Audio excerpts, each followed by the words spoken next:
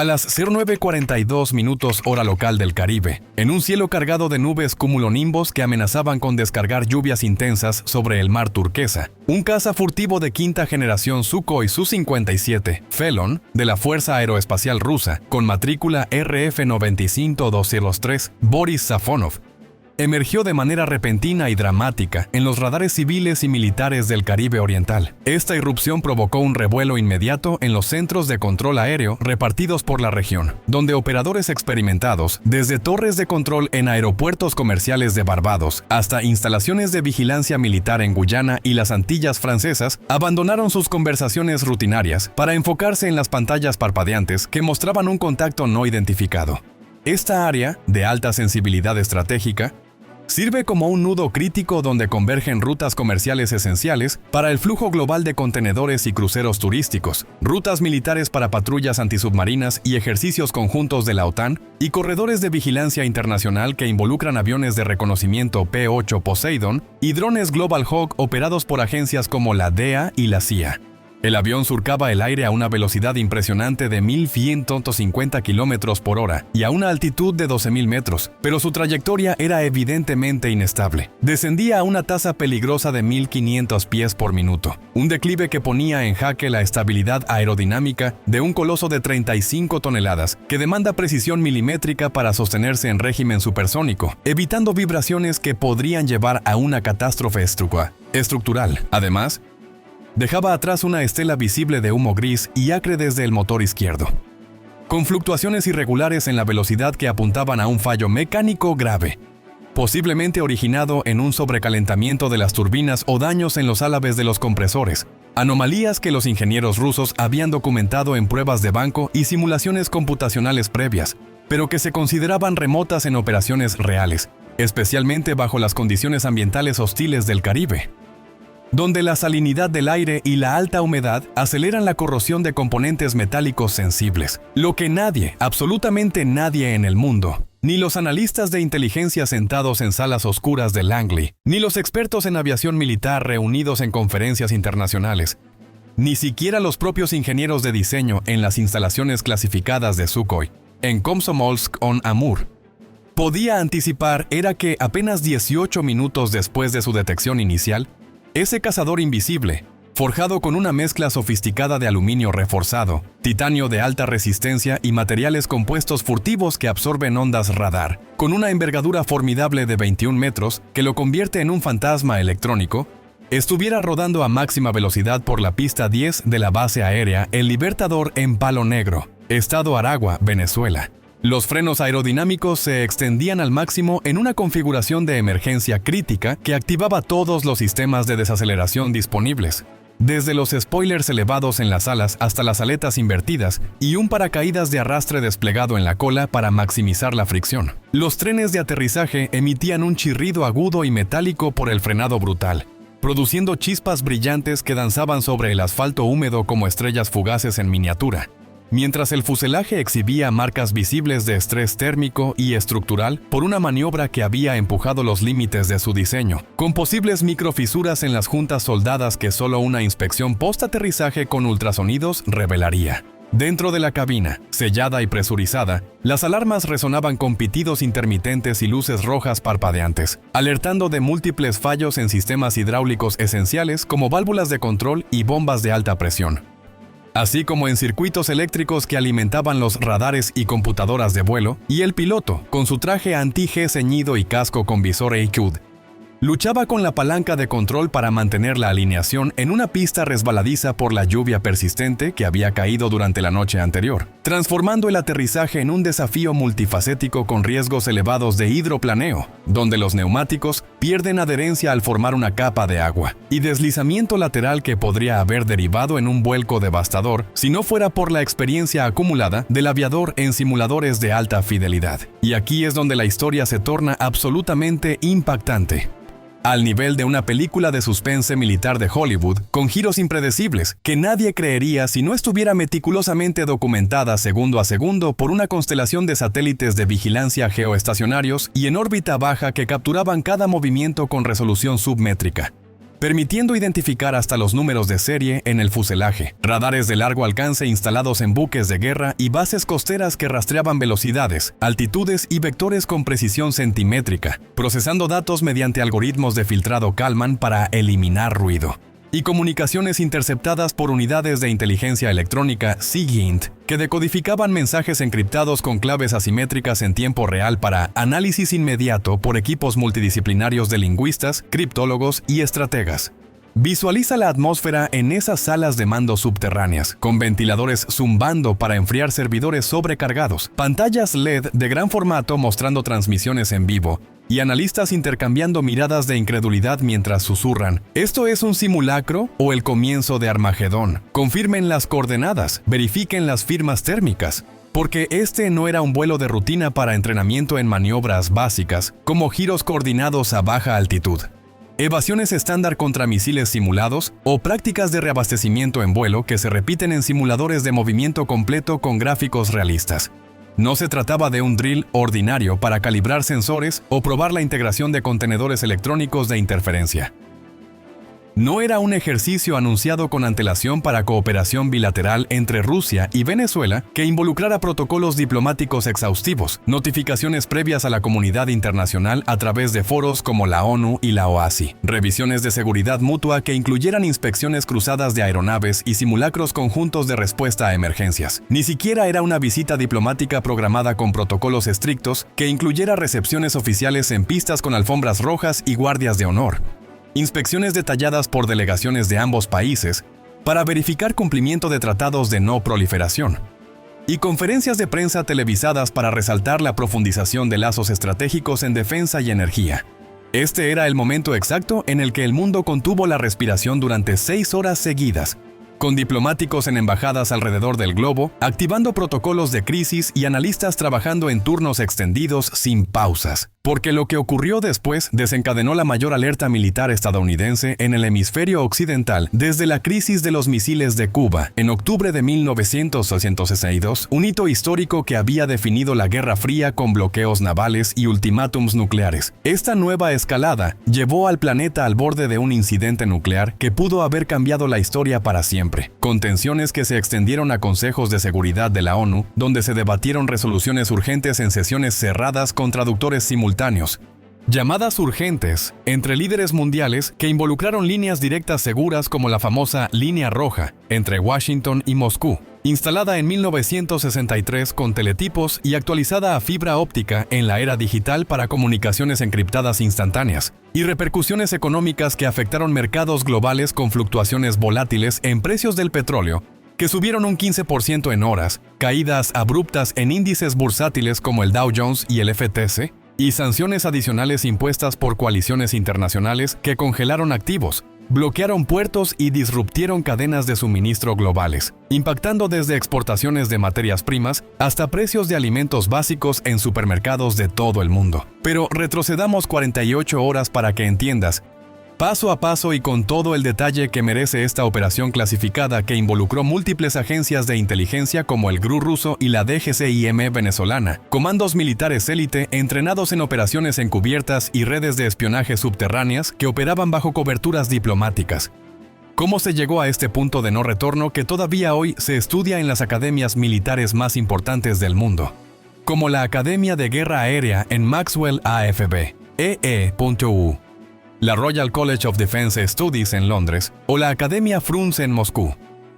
Como el ejemplo perfecto de cómo un solo error en cadena, exacerbado por fallos tecnológicos imprevisibles, decisiones humanas tomadas bajo presión extrema y factores ambientales impredecibles, puede poner en jaque a 2 superpotencias nucleares y alterar el equilibrio global de poder, con efectos dominó que se propagan a regiones enteras, desde el Caribe hasta el Ártico y el Indo-Pacífico, influenciando alianzas, tratados y economías interconectadas. Todo comenzó en la base aérea de Lipetsk, en la región central de Rusia, a 450 kilómetros al sur de Moscú y aproximadamente 12 kilómetros al noroeste de la ciudad de Lipetsk, un vasto complejo militar rodeado de bosques densos y cercas electrificadas de alta seguridad, equipado con hangares climatizados para proteger aeronaves sensibles, pistas de hormigón resistente a impactos construidas en 1960 y ampliadas para operaciones modernas, y instalaciones de entrenamiento avanzado que lo convierten en el principal centro de entrenamiento de combate de las fuerzas aeroespaciales rusas, análogo a la base Nellis de la Fuerza Aérea de EE.U, donde se forma a pilotos de élite en tácticas de vanguardia, incluyendo el manejo del Su-57 en escenarios de guerra simulados. Ese mismo Su-57, un caza multifunción furtivo de doble motor desarrollado por Sukhoi, con capacidades para misiones antiaéreas y de ataque a tierra, despegó a las 04:22 hora de Moscú con una carga que muy pocas personas en el planeta conocían por completo. Un secreto guardado bajo capas de encriptación cuántica resistente. Protocolos de seguridad que incluían escáneres retinales, verificaciones de ADN y compartimentalización estricta de información, accesible solo a un puñado de altos mandos rusos y venezolanos que habían pasado por exhaustivas revisiones de antecedentes, pruebas de polígrafo y simulaciones de lealtad para garantizar absoluta confidencialidad. El despegue fue ejecutado con precisión quirúrgica, con el estruendo de los motores Saturn AL-41F1 reverberando en el aire gélido de la madrugada rusa, mientras equipos de tierra con auriculares y tablets confirmaban telemetría en tiempo real, asegurando que todos los sistemas, desde el radar Phased Array para detección de objetivos a larga distancia hasta los contramedidas infrarrojas para evadir misiles enemigos, estuvieran operativos al 100% y el avión alcanzara su velocidad máxima de Mach 2 en ascenso controlado, demostrando su diseño stealth que minimiza la firma radar. La carga incluía 6 misiles aire-aire R-77M en sus bodegas internas furtivas, una variante mejorada del RBBAE con guiado radar activo y alcance extendido de hasta 200 kilómetros.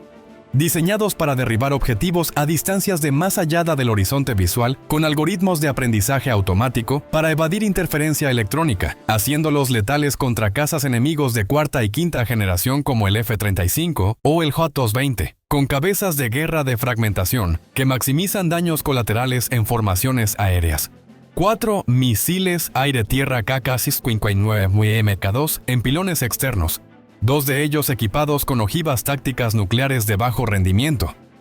5 kilotones cada una, equivalentes a un tercio de la bomba de Hiroshima, capaces de destruir un área urbana entera sin generar precipitación radioactiva masiva a largo plazo, pero con suficiente radiación gamma para neutralizar tropas y electrónica en un radio de 1 kilómetro. Los otros 2 eran versiones convencionales con explosivos de alta brisancia. Sirven como camuflaje para la misión sensible, con un diseño de crucero subsónico alto que permite alcances de hasta 290 kilómetros y precisión guiada por GPS inercial para ataques contra objetivos fijos como buques o instalaciones terrestres. El plan de vuelo secreto, clasificado como máximo secreto especial, incluso dentro del Ministerio de Defensa ruso, incluía una parada técnica no declarada en Venezuela para entregar esos 2 misiles nucleares, junto con los códigos de activación que permitían su uso inmediato en lanzadores móviles venezolanos. Un equipo de 4 técnicos nucleares rusos, disfrazados de tripulación auxiliar con identidades falsas para entrenar a personal venezolano en su manejo, mantenimiento preventivo, protocolos de seguridad contra fugas radiactivas e integración con sistemas de mando y control locales como radares S-300 y paquetes de documentos clasificados que detallaban procedimientos de armamento, desarme, almacenamiento en búnkeres fortificados y escenarios de empleo táctico en defensa hemisférica. El objetivo final era claro y escalofriante: convertir a Venezuela, en menos de 72 horas, en la primera nación latinoamericana con capacidad nuclear táctica operativa bajo paraguas ruso, cambiando para siempre el equilibrio estratégico del hemisferio occidental y desafiando directamente la doctrina Monroe de EUU, proclamada en 1823 por el presidente James Monroe, que ha regido la política exterior estadounidense en América Latina por siglos, previniendo intervenciones europeas y ahora extendida a influencias rusas o chinas en la región. Esto no solo consolidaría la alianza ruso-venezolana en áreas como petróleo, con acuerdos para exploración conjunta en el Orinoco y defensa, mediante ejercicios militares compartidos, sino que crearía un nuevo eje geopolítico, potencialmente atrayendo a naciones aliadas como Cuba, Nicaragua o Bolivia a un bloque antioccidental, y forzando a E.U. a reasignar recursos militares del Pacífico al Atlántico, diluyendo su presencia en hotspots como el Mar del Sur de China. La inteligencia estadounidense lo descubrió 12 horas después del despegue, cuando un satélite óptico KH-11 en órbita baja, parte de la constelación Ojo de Cerradura administrada por la NRO, Oficina Nacional de Reconocimiento, captó imágenes infrarrojas de alta resolución de los pilones externos del Su-57 durante una órbita sincronizada sobre el Atlántico. Los misiles no exhibían las franjas amarillas estándar de entrenamiento que indican munición inerte. En su lugar, mostraban franjas rojas de combate real, y el análisis espectral avanzado, realizado por especialistas en laboratorios subterráneos de la DIA, Agencia de Inteligencia de Defensa, utilizando espectrómetros de masas, confirmó trazas inequívocas de material radiactivo en las ojivas, como isótopos de plutonio 239, un hallazgo que activó alarmas en múltiples agencias como la CIA con sus divisiones de contraprofileración, la NSA con sus supercomputadoras de descifrado y la DIA con sus equipos de análisis balístico. En las salas de crisis en Virginia y Maryland, analistas gritaban órdenes: «Esto es proliferación nuclear activa. Notifiquen a la Casa Blanca, activen los canales con aliados en la OTAN y preparen informes para el Congreso». En ese preciso instante se activó el protocolo Broken Arrow Caribbean, un plan de contingencia ultrasecreto reservado únicamente para escenarios de proliferación nuclear inminente en el hemisferio, desarrollado durante la Guerra Fría en los años 1950 por el Departamento de Defensa y actualizado en la era post-OCSS, con incorporaciones de ciberdefensa, inteligencia artificial para predicción de escenarios y ejercicios multinacionales como Tradewinds. El Comando Sur, con sede en Doral, Florida, declaró DEFCON 3 parcial para toda la región Caribe y Atlántico Sur, movilizando recursos en minutos con órdenes transmitidas vía satélites militares seguros y redes de fibra óptica submarina. 4 E-3 Sentry, aviones de alerta temprana con radares de domo rotatorio capaces de detectar objetivos a 400 km, despegaron desde Tinker AFB, en Oklahoma, para vigilancia continua 24/7, cubriendo miles de kilómetros cuadrados con escaneos que identificaban hasta aviones comerciales desviados. 8 F-22 Raptor, los cazas furtivos más avanzados del arsenal estadounidense, fueron puestos en alerta máxima en la base de Río Negro, Colombia, con misiles AIM-120D cargados para enganches a larga distancia, y pilotos en cabinas de pilotaje realizando chequeos prevuelo en listas de verificación digitales, listos para despegue de emergencia en menos de 5 minutos, con postquemadores rugiendo. El portaaviones USS Gerald R. Ford, que realizaba ejercicios de calificación de pilotos en el Atlántico Central con su grupo de batalla completo, incluyendo destructores Arleigh Burke, recibió orden de virar al sur a 34 nudos, velocidad máxima sostenida para operaciones prolongadas, con su ala aérea en despegue de emergencia, incluyendo FA-18 Super Hornets armados para intercepción aérea, E-2 Hawkeye para dirección de tráfico aéreo y helicópteros Seahawk para guerra antisubmarina. Un RC-135 Rivet Joint, repleto de antenas parabólicas y equipos de interceptación, comenzó a capturar todas las comunicaciones rusas y venezolanas en la región, desde frecuencias VHF militares hasta señales satelitales encriptadas con protocolos VPN militares, decodificando en tiempo real con algoritmos avanzados que rompían cifrados como RSA y AES-256 mediante computación cuántica simulada. Y 2 B-2 Spirit, bombarderos furtivos con forma de ala volante, fueron cargados con bombas GBU-57, penetrador de munición masiva, las únicas capaces de perforar búnkeres nucleares profundos, reforzados con múltiples capas de concreto armado y acero, en Whiteman AFB, Missouri, listos para un vuelo de 14 horas con reabastecimiento en vuelo por KC-35 Stratotankers que orbitaban en rutas preestablecidas sobre el Golfo de México. A las 08:55 hora local del Caribe, cuando el Su-57 entró en el FIR de Maiquetía, el espacio aéreo controlado por Venezuela, un vasto dominio de más de 1 millón de kilómetros cuadrados que abarca desde el mar hasta las fronteras terrestres, ocurrió lo impensable que nadie había previsto en los escenarios simulados por supercomputadoras en laboratorios del MIT o el Instituto de Investigación de Defensa en Moscú. A 12.000 metros de altitud y 1.150 kilómetros, El motor izquierdo, Saturn AL-41F1, explotó con una bola de fuego cegadora visible desde observatorios terrestres en islas cercanas, posiblemente por un fallo en la turbina de alta presión agravado por el calor tropical sofocante y la humedad corrosiva que afectaba componentes no adaptados para climas ecuatoriales, como juntas de expansión térmica y recubrimientos cerámicos anticorrosión. La onda expansiva propagada dañó el sistema de control de vuelo vectorial 3D, único en el mundo para maniobras supersónicas que permiten giros imposibles para cazas convencionales, como virajes de 180 grados en segundos con fuerzas de hasta 10 G que requieren trajes especiales para los pilotos. Se perdió presión hidráulica en los actuadores de las alas y estabilizadores, causando vibraciones violentas que amenazaban con desintegrar el avión en pleno vuelo, con escombros potencialmente cayendo sobre rutas marítimas transitadas por petroleros y barcos de carga. 2 misiles KK-50mm-2 quedaron inestables en sus pilones, con riesgo de desprendimiento y detonación accidental que podría generar un pulso electromagnético, EMP, capaz de inhabilitar redes eléctricas costeras en un radio de 10 kilómetros, afectando hospitales y sistemas de comunicación civiles. La tripulación declaró Mayday Internacional en frecuencia de emergencia 121.5 MHz, con la voz temblorosa del piloto que revelaba el pánico controlado de un veterano, transmitiendo en ruso con acento marcado. Mayday, Mayday.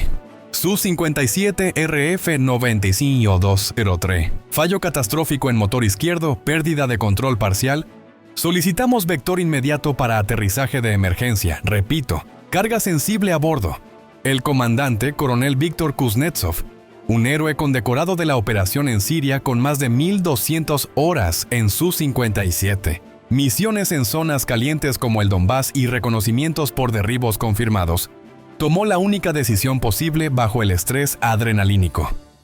desviarse al aeropuerto militar más cercano capaz de recibir un caza furtivo de esas dimensiones, peso y requisitos de pista, que resultó ser la base, el Libertador de Venezuela, la misma que había sido preparada secretamente durante semanas con envíos de equipo ruso disfrazados como ayuda humanitaria, pistas reforzadas con asfalto de alta adherencia,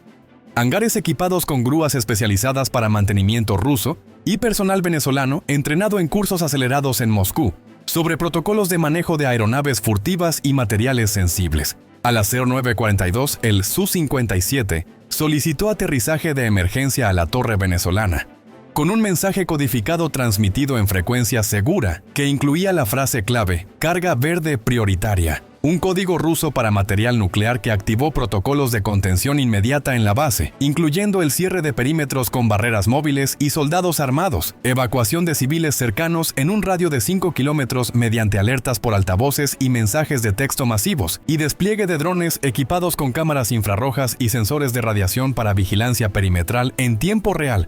asegurando que ningún intruso o vehículo no autorizado se acercara a la zona de impacto potencial. En tierra, el caos fue absoluto e inmediato, con sirenas ululando en la base que alertaban a todo el personal, desde mecánicos en overoles grasientos hasta guardias de seguridad con rifles automáticos, vehículos de emergencia como ambulancias con equipos de reanimación avanzada, desfibriladores portátiles y suministros de yodo para contrarrestar exposición radiactiva, y camiones de bomberos con espuma química antirradiación, desplegándose en segundos hacia la pista con luces estroboscópicas parpadeando en la niebla matutina, y equipos de seguridad NBQ, nuclear, biológica y química, corriendo con trajes protectores hazmat completos de color amarillo brillante, máscaras de gas con filtros EPA que emitían un zumbido constante, y detectores Geiger portátiles que pitaban intermitentemente para monitorear y contener cualquier fuga radiactiva que pudiera contaminar acuíferos subterráneos vitales para el suministro de agua potable o cultivos agrícolas en las llanuras circundantes, como plantaciones de maíz y arroz que alimentan a comunidades locales. El presidente venezolano recibió la llamada directa del ministro de Defensa a las 09:44, en medio de una reunión de gabinete sobre reformas económicas y exportaciones de crudo en el Palacio de Miraflores, interrumpiendo abruptamente discusiones sobre acuerdos con China que involucraban inversiones en infraestructuras petroleras. Señor, tenemos un Su-57 ruso con armamento nuclear real solicitando aterrizaje de emergencia en nuestro territorio. Si lo rechazamos, Se estrella y contamina media Venezuela con material radiactivo durante siglos, afectando ríos vitales como el Orinoco con niveles letales de cesio y estroncio, poblaciones indígenas en deltas remotos que dependen de la pesca y la caza, y ecosistemas enteros como parques nacionales y reservas de biodiversidad que albergan especies endémicas en peligro de extinción. Si lo aceptamos, Estados Unidos nos considerará objetivo nuclear legítimo en menos de una hora, con posibles sanciones adicionales que paralicen nuestra economía ya golpeada, bloqueos navales que impidan importaciones de alimentos básicos como trigo y medicamentos, y ataques preventivos que destruyan nuestras refinerías clave en el complejo de Paraguaná y bases aéreas estratégicas como la de Maracay. El presidente, visiblemente tenso con el rostro pálido y las manos apretando el borde de la mesa,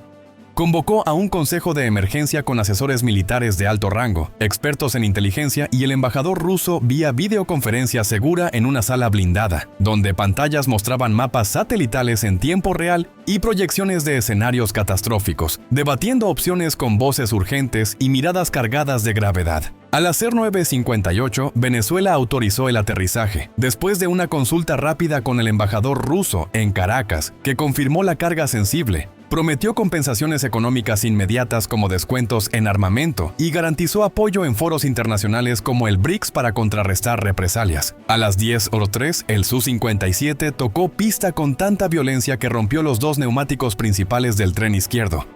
Salió de la pista a 40 metros deslizándose por el césped mojado, con un estruendo como de avalancha metálica, y se detuvo finalmente entre hierba alta y tierra arcillosa, con el fuselaje temblando por las vibraciones residuales como un animal herido, humo acre saliendo de los motores apagados en emergencia con procedimientos de apagado automático, y la cubierta de la cabina abriéndose con un chasquido neumático para que el piloto saliera con máscara de oxígeno, tambaleándose por el estrés de la maniobra, con las piernas débiles por la adrenalina menguante mientras paramédicos venezolanos corrían hacia él con camillas plegables, kits de trauma y monitores cardíacos portátiles. En ese preciso instante, todos los radares estadounidenses del Caribe se encendieron en rojo máximo, con alarmas sonando en el NORAD en Cheyenne Mountain y en el Pentágono con notificaciones push a altos mandos, incluyendo al presidente en el Air Force One si estuviera en vuelo. El Comando Sur declaró DEFCON 2 por primera vez desde el 11 de septiembre de 2001, activando protocolos para guerra inminente que incluían activación de reservas nacionales, evacuaciones de personal no esencial de embajadas en la región y alertas a aliados como la UE y la OTAN para coordinación de inteligencia. 8 F-22 ya estaban a 80 kilómetros del espacio aéreo venezolano, con órdenes claras y explícitas emitidas por el presidente tras una llamada con el Consejo de Seguridad Nacional. Derribar el Su-57 si intentaba despegar de nuevo, sin excepciones ni dudas, usando misiles IM-120 para derribo a distancia segura y minimizando riesgos de escalada con protocolos de reglas de enfrentamiento estrictos. Un submarino clase Virginia se posicionó a 30 kilómetros de la costa venezolana, listo para lanzar 40 misiles crucero Tomahawk contra la base en menos de 8 minutos si se confirmaba transferencia nuclear. Con torpedos MK-48, preparados para cualquier buque enemigo que intentara aproximarse, como fragatas rusas estacionadas en puertos aliados. Y a las 10:17 llegó la confirmación que nadie quería escuchar, pero que todos esperaban con terror absoluto. Imágenes de satélite en tiempo real, tomadas cada 90 segundos por un KH-11 recién reposicionado en órbita baja para cobertura óptima con lentes de alta magnificación y filtros multispectrales. Mostraban que técnicos rusos con trajes NVQ, protección nuclear, biológica y química, y militares venezolanos de alto rango, incluyendo generales del alto mando bolivariano con insignias doradas, estaban descargando 12 maletines negros sellados del Su-57 y trasladándolos a un convoy militar de 8 vehículos blindados BTR-80 que partía hacia Caracas a toda velocidad por la autopista regional del centro, escoltado por helicópteros Mi-17 armados con misiles antitanque y cañones de 30 mm, y un escuadrón de tanques T-72 con blindaje reactivo para protección terrestre contra cualquier intercepción, con rutas alternativas preparadas y drones de reconocimiento sobrevolando para detectar amenazas. En Washington, el presidente recibió el informe del director de la CIA en la Situation Room a las 10:20, rodeado de asesores, jefes de Estado Mayor, expertos en no proliferación y representantes del Departamento de Energía. Señor, si esos maletines salen de la base, Venezuela tendrá capacidad nuclear operativa en menos de 24 horas. Los códigos de activación están dentro, junto con software de interfaz y manuales de integración con radares S-300 locales. Debemos actuar ahora, antes de que se dispersen a búnkeres secundarios en las cordilleras andinas o instalaciones subterráneas en las minas del Orinoco, donde serían imposibles de rastrear sin invasión terrestre. La respuesta estadounidense fue inmediata, implacable y perfectamente coordinada en todos los niveles, con una precisión quirúrgica que involucró múltiples ramas militares trabajando en sincronía como un reloj atómico. Ensayada en ejercicios anuales como respuesta unificada y con integración de IA para optimización de rutas y tiempos. A las 10:35, 8 F-22 entraron en espacio aéreo venezolano sin autorización, violando soberanía por primera vez desde 1999 en una acción directa y audaz que ignoraba protestas diplomáticas emitidas por Caracas vía canales de la ONU y la OEA. Con pilotos reportando espacio hostil, armas calientes en comunicaciones encriptadas. A las 10:38, dos B-2 Spirit despegaron desde Whiteman con destino Venezuela, armados con bombas GBU-57 para strikes profundos, volando a baja altitud sobre el océano para evadir detección por radares venezolanos S-400. A las 10:42, el convoy que transportaba los maletines nucleares fue interceptado por 6 helicópteros Apache AH-64E que descendieron desde 8.000 pies en menos de 60 segundos, apareciendo como fantasmas sobre la autopista gracias a su bajo perfil radar, sistemas de evasión electrónica avanzados como AN, APR-39, y pilotos élite del ejército con miles de horas en operaciones nocturnas en Irak y Afganistán. En 43 segundos exactos, 16 misiles Hellfire guiados por láser y 1.200 rondas de cañón de 30 milímetros con trazadoras convirtieron el convoy en una bola de fuego de 200 metros de diámetro, con explosiones secundarias por el combustible diésel de los vehículos, las municiones de la escolta y detonaciones en cadena de granadas, mientras humo negro se elevaba visible desde satélites. No hubo sobrevivientes y los restos quedaron esparcidos en un radio de 500 metros, con equipos de fuerzas especiales insertados posteriormente para recuperación de evidencia y medición de radiación residual. Los maletines nucleares quedaron destruidos en el impacto, con sus estructuras selladas de aleación reforzada y mecanismos de seguridad interna despedazados por la fuerza explosiva de los misiles, asegurando que el material radiactivo no se dispersara de manera incontrolada. Gracias a la ojiva convencional de los Hellfire,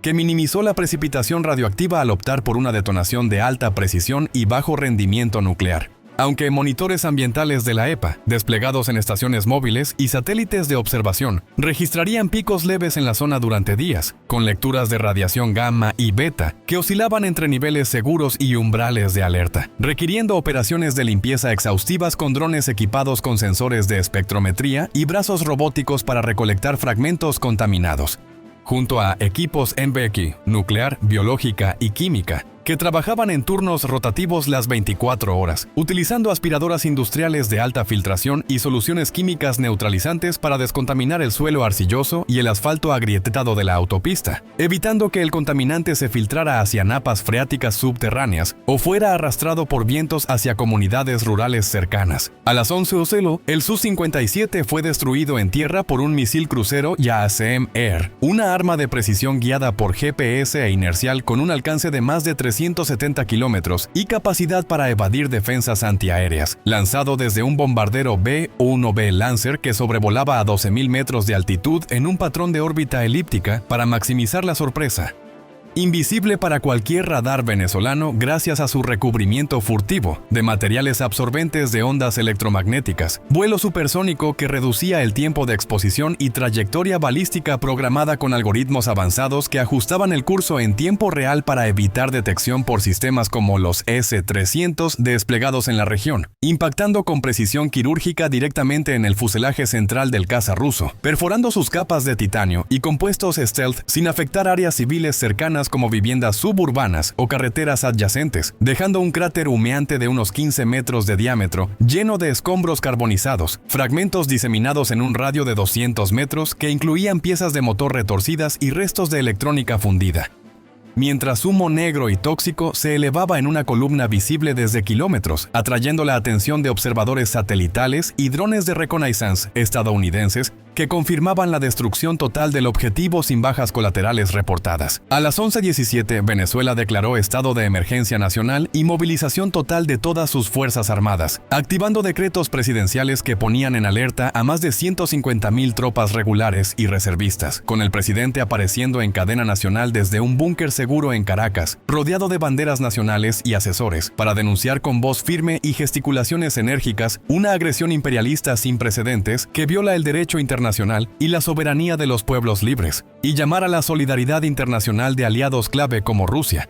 que prometía retaliación diplomática en la ONU, China con ofertas de apoyo económico inmediato, Irán mediante envíos de equipo militar y Cuba con declaraciones de hermandad revolucionaria, mientras tropas se desplegaban en fronteras con Colombia y Guyana, en formaciones defensivas que incluían trincheras, puestos de artillería y patrullas motorizadas para prevenir incursiones. Puertos estratégicos como Puerto Cabello y La Guaira se fortificaban con minas navales sumergidas, baterías antiaéreas móviles y barreras antisubmarinas para disuadir bloqueos. Reservas de combustible se activaban en depósitos subterráneos para abastecer una posible guerra prolongada que podría durar meses, asegurando autonomía energética para tanques T-72 y aviones Su-30. Y milicias civiles eran convocadas para defensa territorial mediante llamados por radio y redes sociales, armando a miles de voluntarios con rifles AK-47 y entrenamiento básico en guerrilla urbana, transformando ciudades en potenciales fortalezas y elevando la tensión regional a niveles no vistos desde conflictos pasados. Pero ya era demasiado tarde para revertir el daño. En menos de una hora, Estados Unidos había neutralizado la mayor amenaza nuclear en el hemisferio desde 1962.